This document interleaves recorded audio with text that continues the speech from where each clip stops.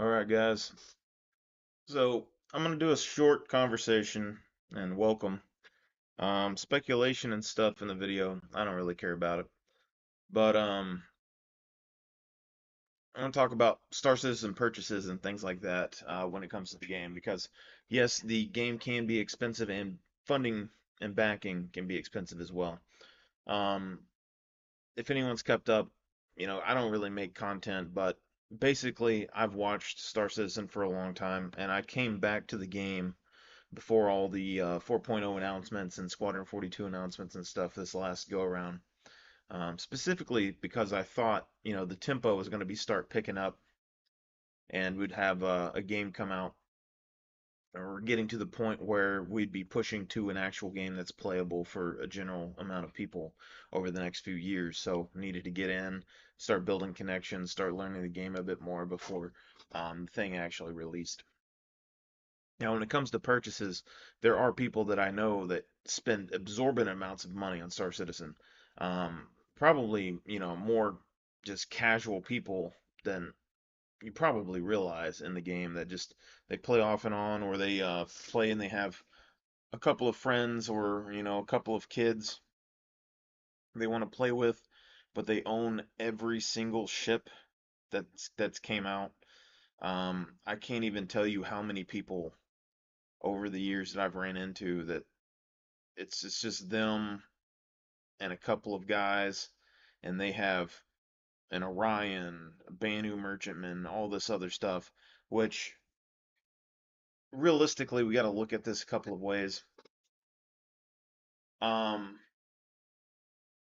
yes, Star Citizen is going to need money to continue development and things like that, but they are pushing for the 4.0 and 1.0 in Star Citizen, and they are pushing for the Squadron 42 getting ready to go in sales. So likely over the next few years, if Squadron 42 actually is coming down the road, they're going to have to start making more money in order to fund marketing to push that game out the door when it's ready, right?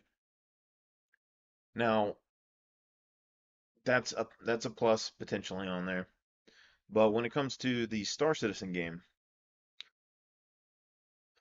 it's probably going to be a while before they ever do like AI controlled ships that are like separated from you. And I think when if you want to buy a ship in the game, you really only need one ship, but unless you just have no time to play and you just want to like take one ship out one week and one ship out the next week, and if you have like a group of four to 4 to 10 and you wanted to randomly take out ships of certain types certain periods of time each couple weeks or whatever and then swap them, I could see having a few ships like that. But when it comes to just playing the game, I don't think at this stage that you need to buy a whole bunch of ships to be a part of the game and part of the bigger picture. If you look at someone like me who spent quite a lot of money on Star Citizen, which is very rare for me to do with a video game, to put that much, but I have backed a number of games in the past. Uh, I have spent a lot of money, but it was not just to play the game. So for a new player coming in, if you just want to play the game, you don't need to spend that much. You look at like Escape from Tarkov, for example. The base game wasn't that expensive, but the premium Edge of Darkness edition, when it was getting backed and when it came out, that gave you a little bit of an advantage in the game, was like 200 and something dollars. And for 200 and something dollars in Star Citizen, you can get a pretty decent ship in any profession. You get repair ships, you can get medical ships, all these kind of things. And those are the kind of ships that I would expect for you to be able to earn or progress to through the main storyline as you go through the game. And potentially there could be multiple storylines when you go through the game. Um, so I would say that any of those starting base ships probably are going to be somewhat easy to earn. The bigger ships, I mean, you could spend like $600, $700 on a ship. I think that's pushing it for, people coming in, but there's still a few years left of development probably before the 1.0 update. So you might be able to get some of your money value out of the ship before the actual launch and then have the ship afterwards. That's how I look at it anyway, is that you're paying for the convenience of the ship and stuff that you could have, and then you're paying to have it when the game launches so that you don't have to go through all the burnout to go and do what you want to do. So I could still see putting anywhere between that $200 to $600 range if you're really wanting to like back the game, but I don't see new players needing to put thousands of dollars in at all, if any money at all, and that's going to put more pressure on them to hurry up and finish this thing and push out some content for it and get the 4.0 and 1.0 stuff done. Now, yeah, they still need to develop the tech, and they're going to need backing to develop the tech, but it's getting to that stage where it's not like, don't think about Star Citizen so much. It's not where we need to like cut funding from Star Citizen to take it and make that game worse. It's we need to slowly apply a little bit of pressure to make sure that Squadron 42 is getting prepped and out the door so that they can make funding with that game. That game needs to be good. They've been working on it for a while. They said it's feature complete and it's polishing, and they put a date for like 2026. So if we're looking at 2, 3 years before that game starts coming out, then you can back the game a little bit, get excited for it, but we need to help ease them out the door with Squadron 42, I think. Whereas Star Citizen, I'm still going to be backing the progress because I was personally after the technology and all of that. But for a player coming into the game, like if you're just wanting a video game, and I know Star Citizen can be like an epic game that has like all these things that are promised for it, but you just gotta look at it like if I was trying to back the game right now, I wouldn't put thousands of dollars into it at this point. I've seen the promise, I get all that, but we already have seen that they have a lot of progress, they had a lot of development, a lot of things are getting ready to start coming out the door. I don't have to risk thousands of dollars at this stage to see what happens with the game. And so I don't think any players necessarily should have to put in a bunch of money. All those ships are going to be earnable in game. They're going to be craftable in game. You're going to be able to find people to play with in game. And I think even after the game is out, a lot of these smaller to medium sized ships, even like the large ships, like Constellation and like down, a lot of those ships are going to be very important and vital to the game's infrastructure and for organizations.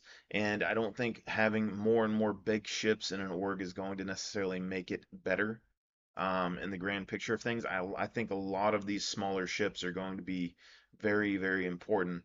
Um, and so you're not going to be at a huge disadvantage, and plenty of people are going to want your assistance most likely. Um, the main thing would just be like transporting your stuff around. And the reason I can kind of picture this a bit now is because if we look at some of the ships, some of the original ships, especially the Constellation series with the size 5 front turrets, um if nothing changes or anything on that ship, originally that was supposed to be one of the best ships. And I've had this thing in my head for a while now with like the Carracks and stuff. It has size 4 guns, it needs size 5 guns, but if you really look at it, like those Connies, the Corsairs, they seem to be hitting that sweet spot where they have the firepower to deal with large ships potentially, or do a lot of damage to a large ship like a Carrack. They potentially have the damage potential to go through like some of the bigger capital ships that aren't like military style, and they're going to be flexible enough to do like small, medium, large content, fly around on planets, etc. So you get a lot of utility off of that, and then that ship's only like $200, which is that kind of that sweet spot where like when I backed Escape from Tarkov, $200 for a pretty decent benefit, but it isn't pay to win necessarily, but it would make streamlining the early game, a lot easier, and then the end game is still going to be earnable. The reason like I kind of justified putting in a bunch of money into the game over the years is because it's been like 10 plus years. And the equivalent of basically the equivalent of me spending the amount of money I have would be either having a gym membership for $20 to $40 a month over, 10-year period, or, me going out and eating a dinner at a fast food restaurant once a week for a 10-year period. So, yeah, I'm not a big fan of pay like subscription models and stuff. I don't like paying monthly fees for things. But in the grand picture, over a 10-year period, I've gotten enjoyment out of the game. I've gotten a lot of value, like just playtime, all the content I can watch while I'm working and stuff, just, watching things online, gives me some entertainment, gives me something to think about during the day. And then backing not only just that game, you're looking at backing Squadron 42, backing Star Citizen, backing a game engine, you know, backing, all like pushing the tech for video games so that other companies and stuff eventually will have to push up and make better games at some point so we don't get copy paste stuff. And then just the ability to have that potential for this to be a lifelong game for the end of us. Because when I originally backed the game, I was, still in college and I was starting like esports careers and stuff. I was playing, athletics, sports, and I was kind of falling out of the game phase. I wasn't really playing games as much except for like during the esports events, and I started playing more competitively to save time. I didn't have the time to invest in games, so I tried to get more competitive in games. And eventually, you learn that like being competitive in games gets very boring. It's very tedious. It becomes more time consuming to learn and keep up with all the new information, practice all the stuff, all of that. So it's just another like stressful thing that made games worse. And then you go back and try to play some older games and you realize all of that stuff has become competitive, even like old RTS games. So you can't even really relax and play a game anymore because everything's super crazy. And then you look at like some games that are enjoyable, but they don't have a long lifespan. They die out in a few years or they never fully took off in the first place. And it would be nice to have a game that you could just play for, 10, 20 years and not have to really worry about it too much. And my hope has been that Star Citizen would end up being that game, even if it isn't the best game out there. The fact that you can do so much in one spot and that it has like shooting elements, it's like a shooter game and an MMO. It means that you have that high end that like Tarkov doesn't have. Like, uh, I don't really play flight simulators and all that stuff anymore, but I'm fine with it in Star Citizen. I'm fine with crafting and base building and stuff. I like survival games as survival elements, but the shooting aspect has always been like one of the primary things for me. And realistic shooters like Escape from Tarkov have always been, one of the best games for me to play, but it never had the high end next level. There wasn't a purpose for what you were doing. And so like Star Citizen more than other MMOs has that ability to kind of have me play it for a long period of time because other MMOs, I mean, you level your character and you make your gear better or whatever, and you mine materials and stuff, but the combat in the game and those games is more or less it's all prediction and uh like basically prediction. It's just there's a lot of patterns because most people copy paste the same builds, and once you get used to the rotations that people use in an MMO game, you literally are just like, okay, he's playing this class.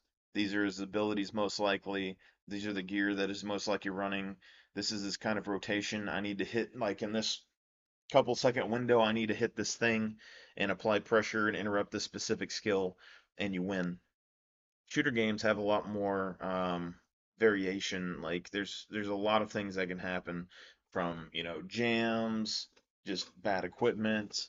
armors and stuff, ammunition, positioning, um, types of gear, and then also with like ships and stuff, it just adds on that whole other element of, air support and transportation and all of that. And then you add in animals and all of that kind of stuff to the game. And you can see how it can start getting a lot more intense as a shooter, even though it's more arcadey, it's more bullety, it's kind of more like a Battlefield Halo mixture. Um, so I still think that backing the game and getting into the game is good, but I don't think that putting thousands of dollars into the game, you're necessarily going to get your time's worth of investment before it comes out. Because if you spend, $10,000, let's say, in the next few years, and the game comes out and it isn't like super, next level and everyone comes back in, then you basically threw $10,000 to the wind for no reason. Whereas like someone like me, I've had 10 years of uh, content to watch, content to play, ships and stuff to try, time saved in the game, in the alpha to, make my life less tedious while I'm playing. And I think that potentially gives me the money value back over the years compared to just throwing it out to the wind now. Because if a game looks like it's going to do well and it's about to come out, I would never be able to justify spending thousands of dollars on something that I could just earn in game. But when you look at pushing the game, developing the game, backing the game, watching the game, playing the game for 10 something years, and then also being able to potentially play the game for another 10 years, 20 years after it comes out. Like, let's say Star Citizen comes out in like 2 or 3 years. Well, you're looking at like 15 years of content, gameplay, all of that stuff. Plus, let's say it lasts for 20 years. Like let's say like 10 years, play 10-year MMO. Uh, you're looking at 20, 25 years potentially that you could have been doing that. And if you go from that consistency, if we're doing like a $20 meal at a restaurant every week, you go out and eat once a week over a 25-year period, you're looking at 25,000 dollars. I mean, probably 20 plus thousand dollars that you'd be putting in, you know.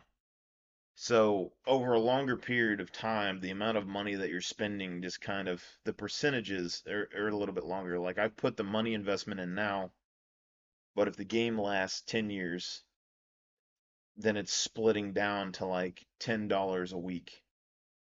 It's $40 a month. It's still a lot, but $10 a week on something that you really like doing, not a huge deal. And then if it goes 20 years, you're looking at 35 years. You're looking at $5 a week.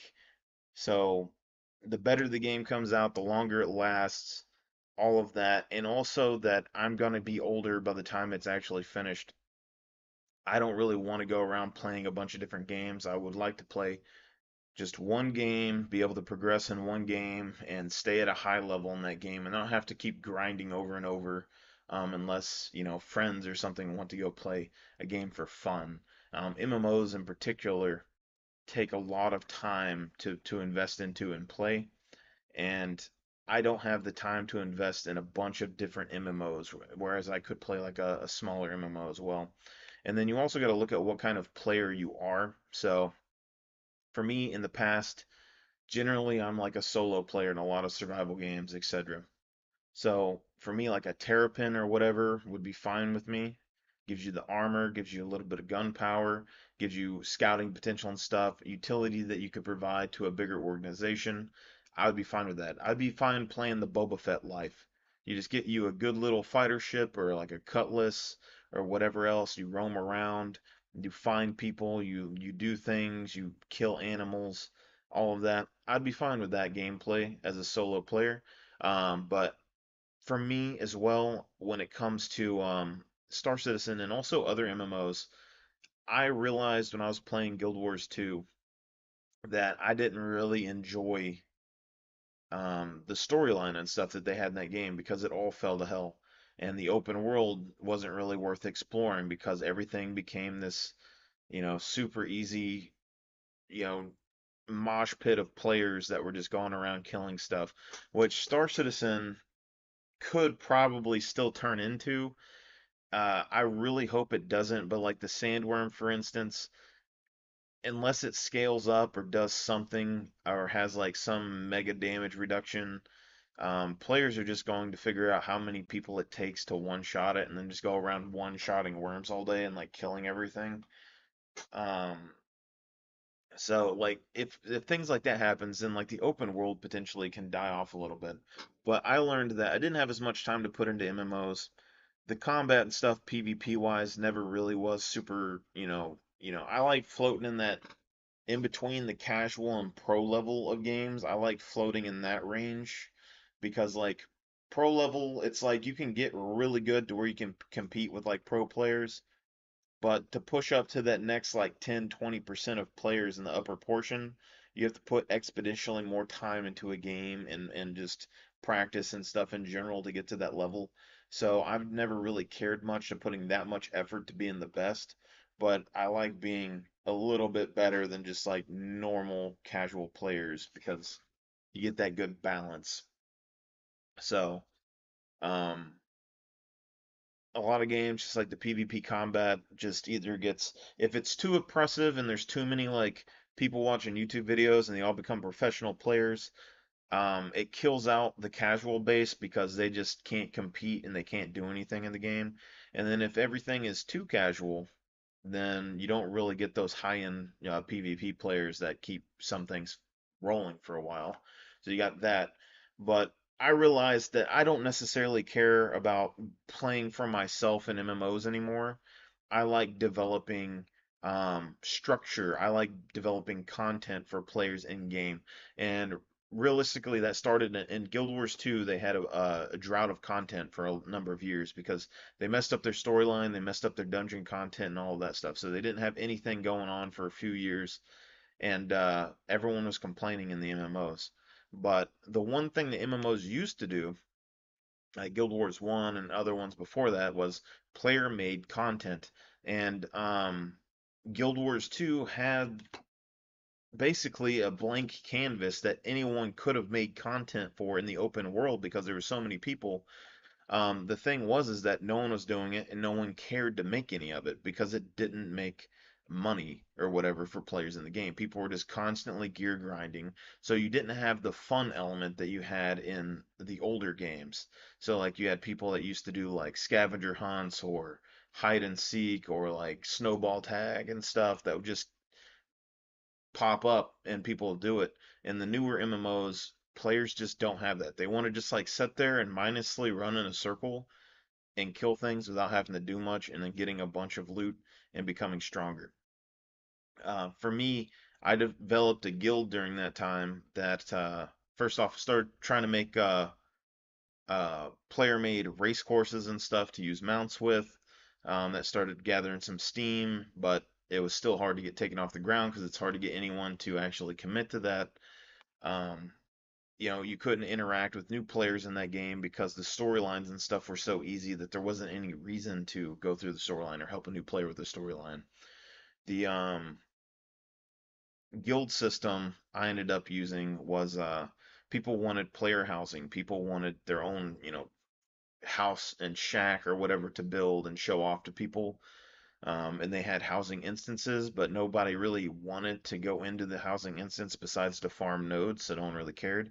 But the guild hall system had guilds, halls that you could pick and upgrade, and you could place individual items. So there are guild halls that had housing inside. And so we ended up developing a Roman guild and ended up putting all of the legal systems and stuff in the Roman guild, finding role players, and then having a military and a political system where people could vote or fight their way up ranks. And any player in the guild could become the leader, could become the guild leader and, help control finances, help decide what people wanted to do, and help pay for all the other stuff. And depending on what ranks you were in the guild, you got different houses in the guild hall, and then you got to build the house, decorate it, all of that. And we'd host arena battles and stuff that we placed bids on So there was money flowing through the city, and you can invite people in, and then people could see your house, and then people go, and that's what made a lot of content in Guild Wars 2 for a while. That became very, very cool. And with Star Citizen, if you're someone that wants to build an organization or something like that, that's where I could potentially see still putting in a bunch of money. If you just want to be a single solo player or whatever, that 40 to, $600 mark is probably the sweet spot, depending on how much you really want to put into the game. I probably wouldn't even really want to go over 200 because you can get a lot of the base good ships for like $200. And there's going to be plenty of people that are going to craft ships and stuff when the game comes out, especially when 1.0 comes out. So you won't have that problem. But if you want to build an organization, I can see spending more money on the game to build out your fleet and your organization. The problem I see with a lot of that, though, is that people are buying um, ships.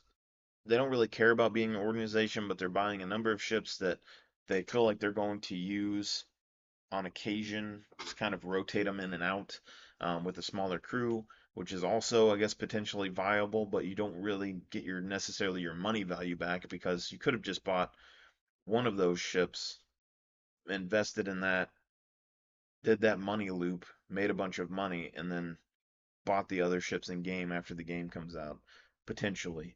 Is it worth it for you to have one big ship, work for a couple of weeks to buy the other big ship that you want, and then you can rotate a little bit more? Probably is going to be more efficient and better, but organizations being able to recruit people into an org, um, having ships and stuff to entice people into those is probably one of the most important things, especially since in MMOs, players tend to drift towards organizations that have the biggest and best stuff that they can provide.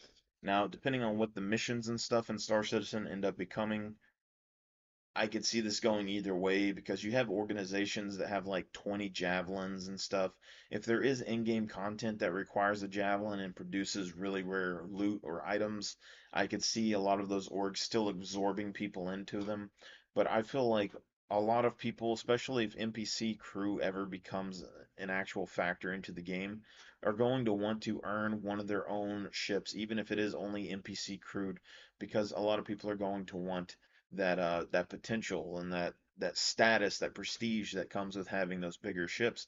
So as an organization, I don't even think that you need to put as much money as a lot of these orgs are, because a lot of these orgs funds are going towards Idrises and Javelins, um, uh, probably like Pioneers, probably um, uh, Orions, these huge capital ships that can produce a lot of resources and a lot of fuel, but really, I think as an organization starting off, you only really need to offer like some utility for people to um, come and gather with you and play with you.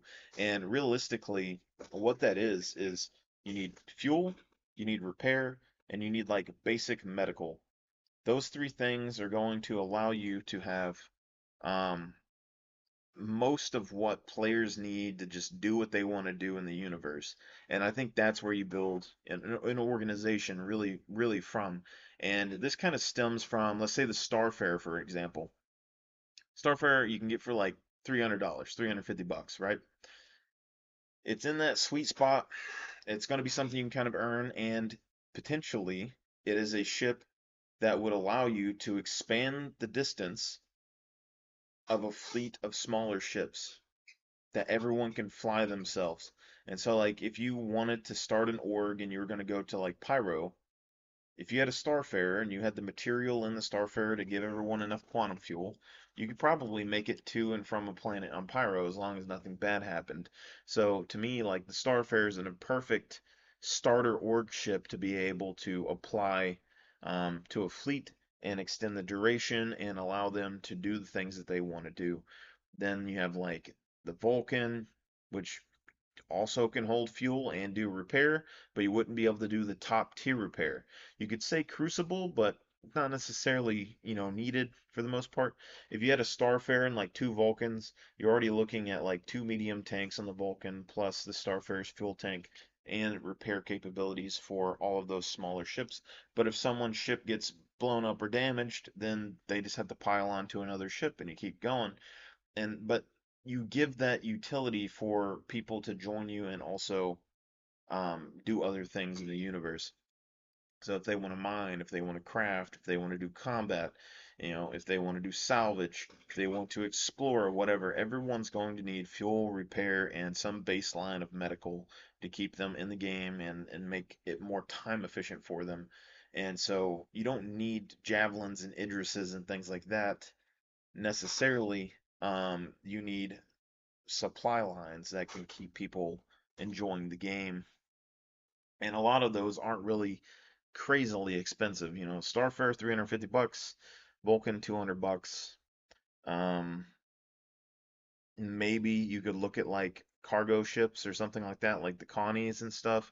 You can make a fleet of smaller ships potentially still handle a vast majority of gameplay. You just wouldn't be able to handle big space battle combat. But who wants to go and bring their Idris out and then chase down a bunch of Connies, um, and obliterate them with a rail cannon?